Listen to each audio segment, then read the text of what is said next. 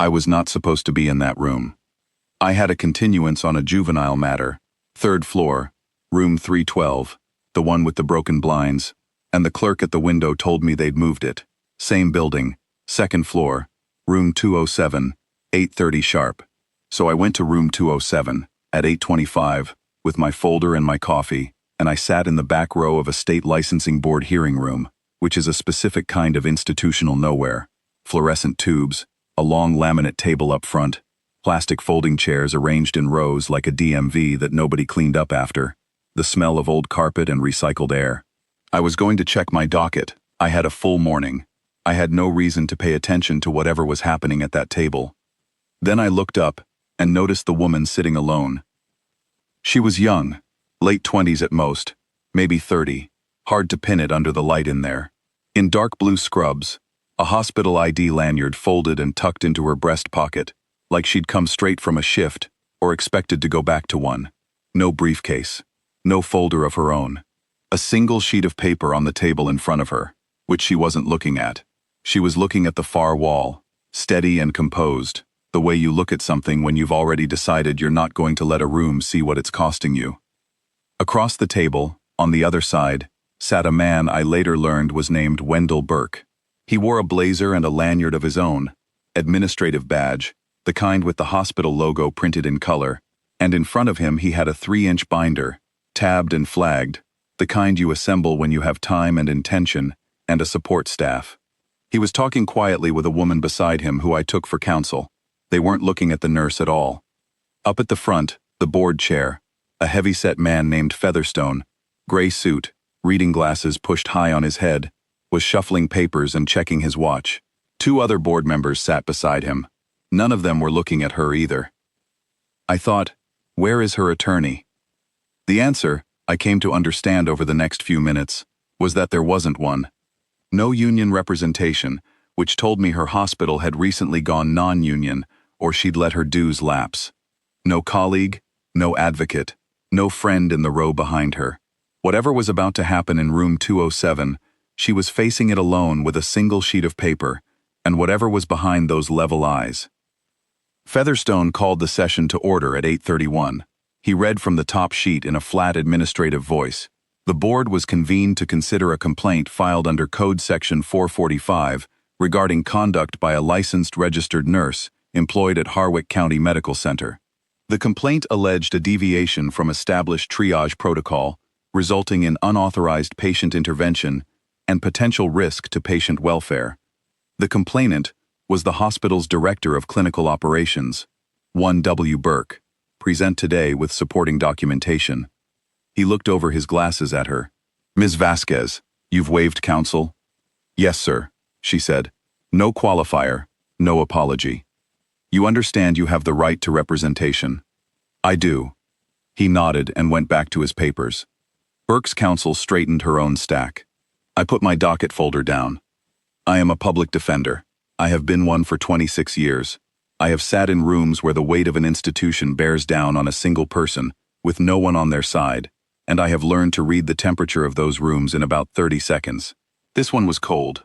Featherstone was moving through the agenda the way a man moves through a task he has already mentally completed. The binder across the table was thick. The nurse had 1 sheet of paper. Burke's counsel presented the complaint in about 12 minutes.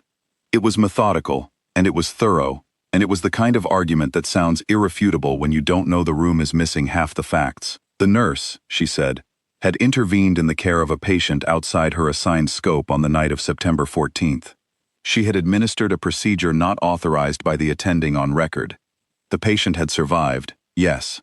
But that, the attorney suggested with the precise intonation of someone who has done this before, was not the relevant legal standard. The relevant standard was protocol. The relevant standard was chain of command. The relevant standard was whether this nurse had the authority to do what she did. Featherstone listened. He made 1 note. Then he looked at the nurse again. Ms. Vasquez, would you like to respond? She stood. She said, in the same even voice she'd used before. The attending on record was unavailable.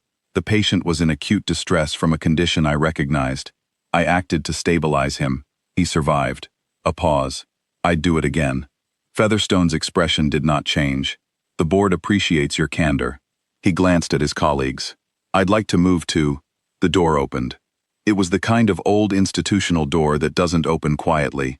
The hinges had some age on them, and it swung in with a creak that cut across Featherstone's sentence, the way a dropped tray cuts across a hospital corridor.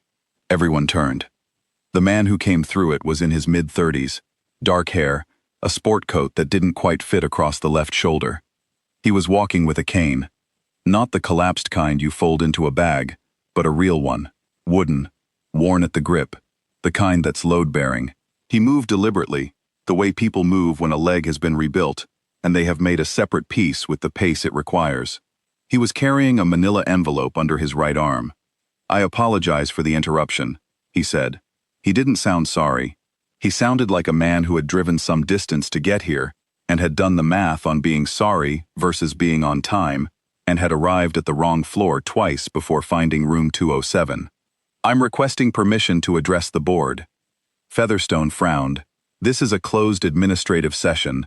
Are you affiliated with—" "No, sir." He made his way to the small lectern at the side of the room. It was there for overflow presentations, I think. A podium left over from some larger use, and set his cane against it. "My name is Staff Sergeant Hector Demas, United States Marine Corps, retired. I have documentation relevant to this proceeding." He held up the manila envelope. Featherstone looked at Burke's counsel. She whispered something. He looked back at Demas. "What is the nature of this documentation, Sergeant?" "It's her service record," Demas said. "Part of it. The part that matters for this room." He glanced at the nurse. The first time I'd seen anyone in that room look at her with something other than procedural detachment, and then back at the board. "I'd like 5 minutes." Featherstone was quiet for a moment. Then he said, "5 minutes, Sergeant." I don't know why he allowed it. Maybe the cane. Maybe something in the man's voice that reminded him of something. Maybe he was the kind of bureaucrat who, when an unexpected element appears, prefers to absorb it rather than explain later why he didn't. Whatever the reason, Demas opened the envelope. He took out 2 documents. He set one face down and held the other up. A single page, official letterhead, government printing, the kind of document that has its own weight before you read a word of it. He said, "This is a commendation citation, United States Navy, awarded to Hospital Corpsman 2nd Class Elena Vasquez, assigned to Fleet Hospital Naval Medical Support Element, Marine Expeditionary Unit. Date of action, March of 9 years ago." The room had gone quiet. Not the managed quiet of a proceeding, but the specific silence that falls when a room realizes it has been operating on incomplete information and is about to find out how incomplete. Demas began to read. His voice was unhurried. He'd read it before. "For meritorious service in the superior performance of her duties, while serving as the senior triage nurse during a mass casualty event at a forward operating base in a combat theater. On the date in question, a mortar strike resulted in 14 casualties, requiring immediate surgical intervention.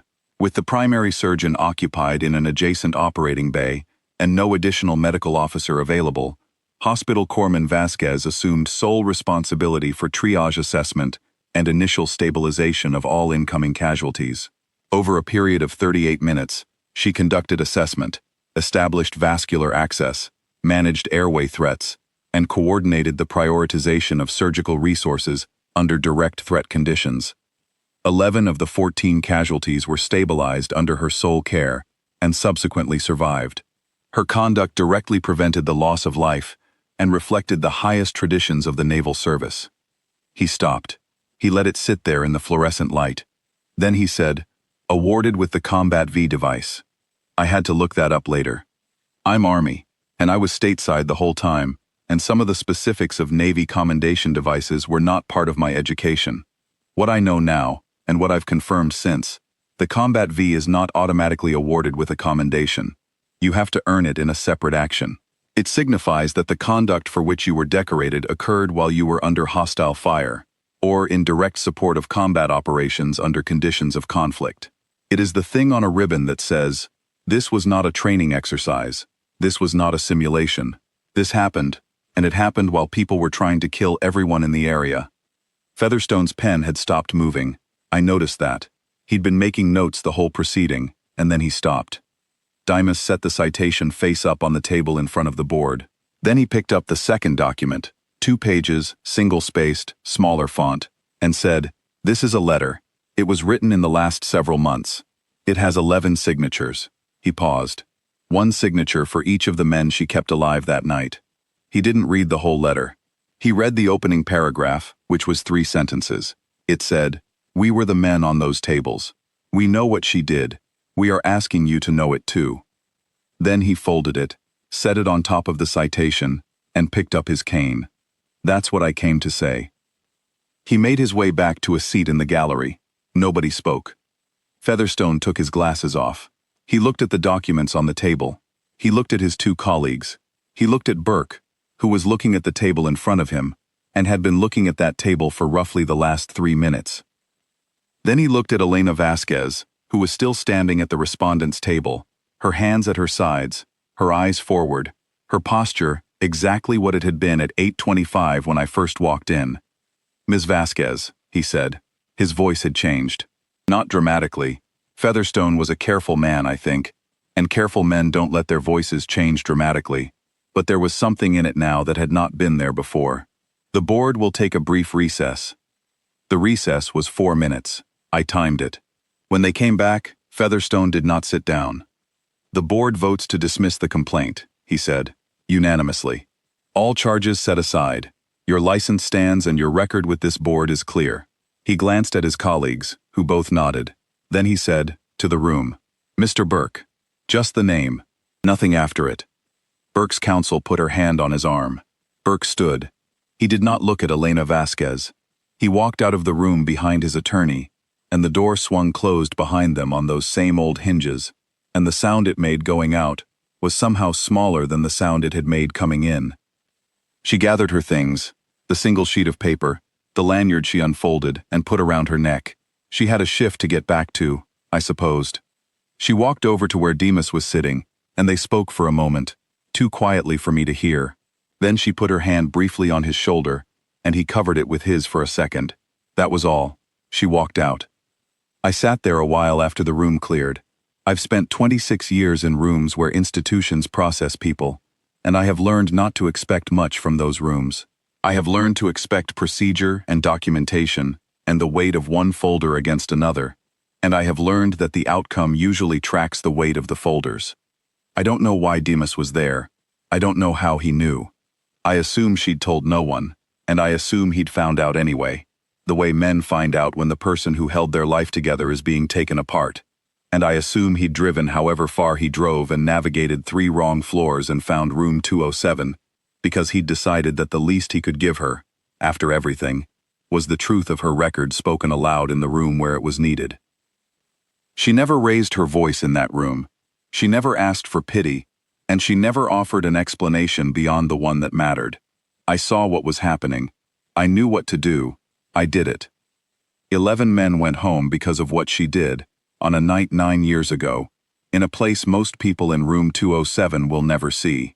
On the morning I am telling you about, in a hearing room with broken fluorescents and folding chairs, one of them walked in on a cane and gave her back what was already hers. I drove back to my office, and I sat at my desk for a while before I did anything else. Some things take a minute to settle.